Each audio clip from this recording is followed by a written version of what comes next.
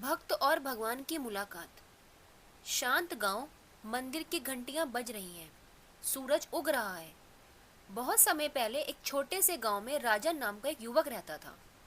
राजन का मन हमेशा भगवान में लगता था, लेकिन उसके मन में एक सवाल था, क्या भगवान सच में लोगों से मिलते हैं?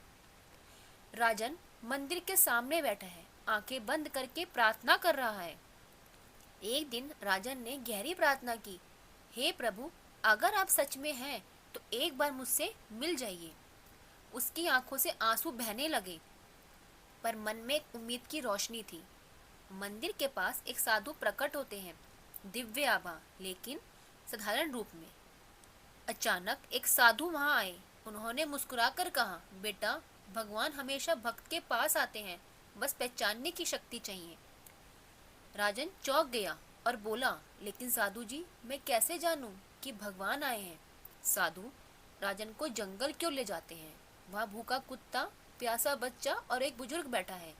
साधु ने कहा, आज इन तीनों की मदद करो।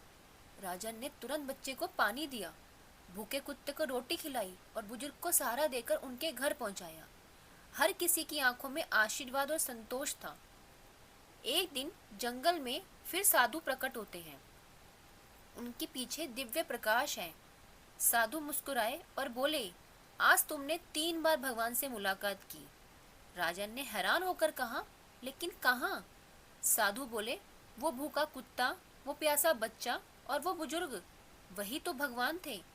भगवान हर रूप में आते हैं, बस उन्हें पहचानना सीखो। राजन की आंखों में आंसू हैं, पर चेहरे पे शांति और मुस्कान। मंदिर की घंटियां गूंज रही हैं। राजन ने समझ लिया कि भगवान को देखने के लिए दूर जाने की जरूरत नहीं। भगवान हर उस जगह है जहाँ प्रेम और सेवा है। सेवा ही सबसे बड़ा भजन है। याद रखो, जब भी तुम किसी की मदद करते हो, समझ लो तुम भगवान की सेवा कर रहे हो। अगर आपको मेरी ये कहानी अच्छी लगी हो तो प्लीज़ मेरे चैनल को लाइक और सब्सक्राइब जरूर करिएगा।